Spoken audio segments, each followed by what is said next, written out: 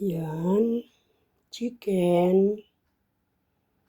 Good morning guys sa inyong lahat. Magpe-flex na naman po ako ng aking lulutuin.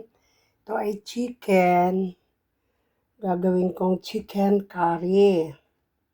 Ito po ang mga sangkap niya. Magkasama na po sila.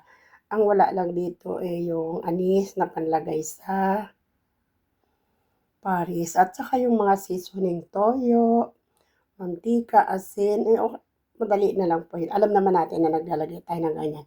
Ito po yung hiniwa-hiwa kong beef cubes. Maliliit lang siya for beef pares, okay? Ayan po. Piplex ko po yun mamaya kasi lulutuin ko po siya. Inanda ko lang. Okay. Siyempre po gagamit tayo ng asin, toyo, seasoning, at saka paminta. Yun lang pang wala dyan, okay? Sige guys, okay.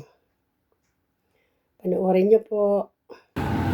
Ayan na po yung aking chicken curry. Napakasarap.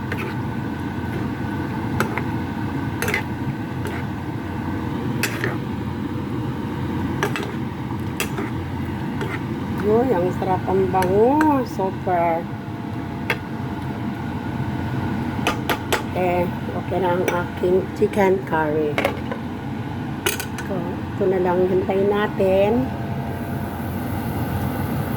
Pares, pinapalambot ka natin. Sige, okay.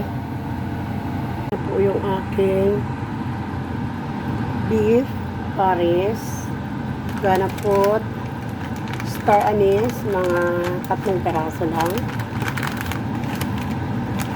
Ito po star anise. Okay.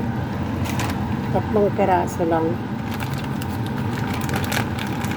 Pampadagdag aroma, amoy at lasa. Sapa.